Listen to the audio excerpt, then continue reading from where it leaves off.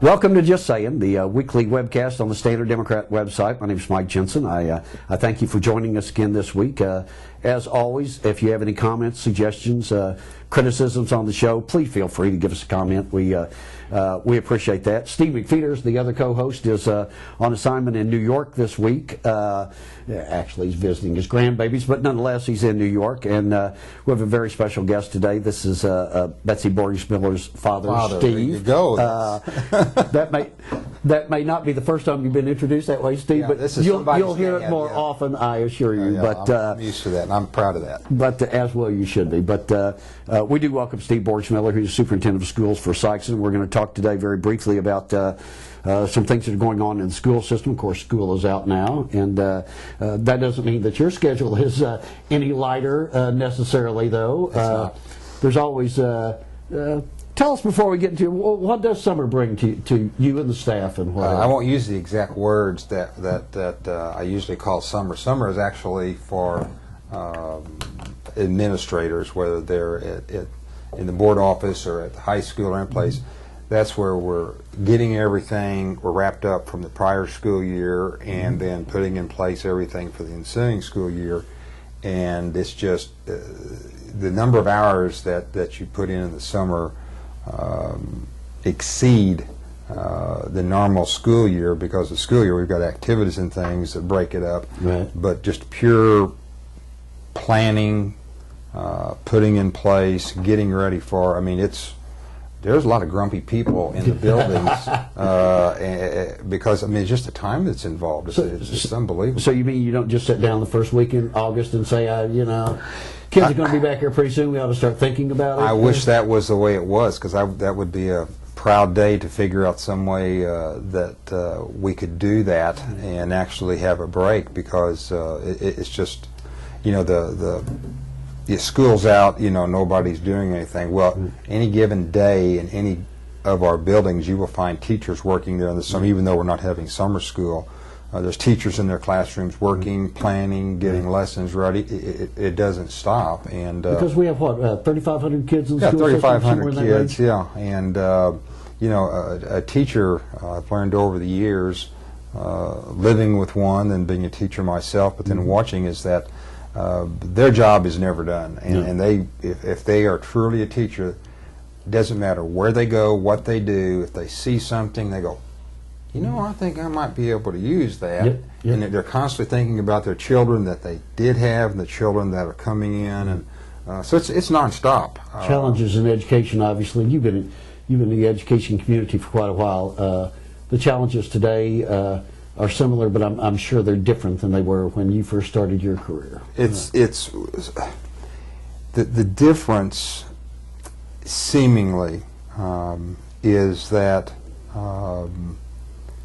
we have so many of our children that come to school at the various ages, is that they have very few social skills, and it just happens. It's nobody's fault. I mean, Right. It just happens. And in some cases, it's some of the needs that the child have, until you can address those needs, having the ability to work on their ABCs and their being able to identify letters, to identify their colors, to know their home address. That's very secondary until you can address the needs that the child has, so then they can begin to focus on those learning. The learning process actually comes a little bit later. Yes, it really does. It really does, and but what we're seeing that we used to have. I think if we get them by kindergarten, we have a chance to we're going to. The children are pretty well set in the challenges that we have in the educational community and also in our community. Is that die is cast by 2.5 years Early on, yes. and because of some of those challenges, that as a result of those characteristics, they can be changed, but it's a very difficult, tough task, extremely tough. But the point that you make, and it's an accurate one, of course, and that is some of the issues that you see in the in the school system, in the education community, they mirror the same issues that we face throughout the entire community. Yeah, and that's something that if one believes that the schools are going to be any different reflection of our society, no, that's an inaccurate picture. They're not an island unto themselves. No, we're not an island unto themselves. Not, we no. reflect the community. The only thing that we hope we can do, and I think we do in the most cases, is that in a small rural community like Sikeston in the outstate area, is that we are the only entity that everybody comes to. That's right. And if we don't do our job well, then I think that definitely has an impact on the community, and I think on the future of our community. So no question. We have every reason to hopefully do the best we can for any and all of our children, because if we get off track or if we get derailed, at some point in time it's going to be reflected in our community and our future. No question about it. I've got too much invested in this community, as do thousands and thousands of others, that we have to do the job. We have to be expected to do the job, because I think as we go, so goes the community. I believe that. I've said it for years. Let's talk briefly about the hot topic of the day. The Board of Education this week voted, I believe it was 5-1, but they voted to close, if that's the appropriate term, the Morehouse Elementary School, and to disperse those students, reassign those students throughout the existing schools in Sikeston. That happened just a couple of days ago. Yes, sir. What's your feeling? What's your feedback? My position with the Board of Education and the community on this is that if you just take a look at the numbers are very easy to do.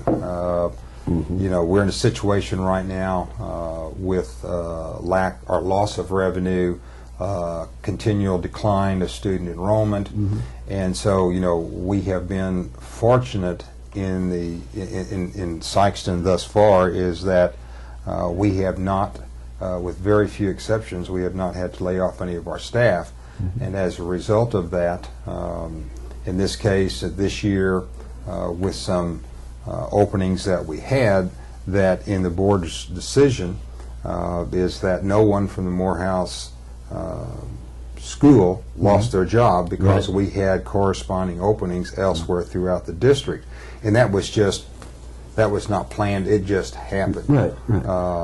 And then we have some issues that all of our schools are dealing with and be dealing with in a greater extent, for each ensuing school year, as long as the No Child Left Behind is in enforcement. That we had some academic challenges there that we were going to have to address, and it just simply came to a time that, given the economics of the situation, the academics, and then looking at over the years the demographic data of, again, outstate, small, and Morehouse, although they have been a part of the Sikeston School District since 1968, it became an issue that I can tell you within the last 11 years is that we were having to transition to use what would have been a underutilization of that facility by busing in so many students over there in order to have enough to make it economically feasible to keep that building open. Actually, the majority, over half the students, were bused into Morehouse to achieve those numbers that you must achieve. The smallest busing amount that we have moved over there in the last 11 years happened to be this past school year, and we were busing 60% of the students into Morehouse. And the delineation on that, in order to have a defined area, is that we used the count of those students who resided in the original Morehouse school district. And so, and in that same 11 years, when you look back on the data, like I said, this year was the lowest. We had 60% of the kids that we bused in from the Sikeston School District post-1949. And just a few years ago, we had bused 83% of the children in there, simply because number one, we needed the space at the other buildings, and you know, the Morehouse facility is a great facility. Right. The gym over there is just, I love that gym. It It's is. just like It the is. Hoosiers in that movie. Will these students be dispersed or assigned relatively evenly throughout the elementary schools? No, they won't be, Mike, because, and the simple reason is that Lee Hunter Elementary over on Baker Lane here in Sykeston is physically the largest building. Yes, It has the most yes. classrooms, and it was built and it has housed a lot more students than Right. what it has been. The majority of the kids that will be relocated, and you have to keep in mind that incoming kindergarten children who may have attended Morehouse, they'll go to the kindergarten center. Right, yes. The children who were fourth graders and matriculated into the fifth and sixth, they're going to the fifth and sixth grade Okay, center. that's right, So yes. we're just talking about the children who were first, second, third graders Right. that are going to be transitioning. So basically, the majority of those children will go to Lee Hunter for many reasons, but their location being in the west part of our district, that it works out actually good because it comes to Morehouse, Lee Hunter. It's closer. It's the closest. That's It's right. the closest. And so there will be some of the children who have been going to school at Lee Hunter who will then transition to Matthews because they were, Sure, absolutely. and then Yeah. some children who attended Matthews who actually may be closer to Southeast, East, but to keep the right. population, they'll go over to Southeast. right. So it's just going to be like a slow falling dominoes, is that the majority of those children will go to Lee Hunter, then we're going to have a few more children at Matthews and a few more at more Southeast, Southeast, but they could only take a few more children because they're full. Well, let me ask you one question, and it's kind of a sticky topic. At the meeting Wednesday, there was some discussion brought up by some people in Morehouse about the possibility of changing school districts, of being involved with another school district. And I don't know how much you can talk about this, because I assume at some point that could be a legal question. I don't know. It would be. How would that work? How does that work? What's I can't tell you basically, there's a couple options that I'm familiar with. There may be more than just a couple options, but I'm familiar with the situation if you want to annex in Correct, yes. to a district. So I'm assuming that if you want to unannex yourself, Right, or right. is that there's a procedure to do that, but it somehow, the way it's set up is that when you come into a district, you have to identify certain properties that you want to come in. You have to visit with the landowner, and where they were before have to agree to let take you that, out. right, yes. And it's because it's more than just students. Yes. I mean, there's a tax base involved. There's tax base involved. There's yes, buildings absolutely, involved. yes, yeah. I know, from our annexation background here is in the school district when we did that a few years ago, and then being with the city prior to that, is that we had properties that were annexed. And it's a very similar process, except that the de-annexation, I'm guessing, and I know the annexation process has changed in the last few years by state statute. And actually the criteria, as I recall, at least to annex in, is that the bar has been raised, where there's a lot more specific guidelines to bring a group in, Right. and so I'm assuming to take yourself out, Right. that bar is probably going to be in Same existence. level. And I think the most recent lesson for us in this area was not that many years ago, as I recall, when there were some residents in the Matthews, Missouri area Correct. that were wanting to possibly form their own district, Right. as opposed to staying in the New Matador One. Right. And I can remember just a few conversations that I had with people involved in that, and also some attorneys that were involved in that. And it was a very, very lengthy process and a costly process.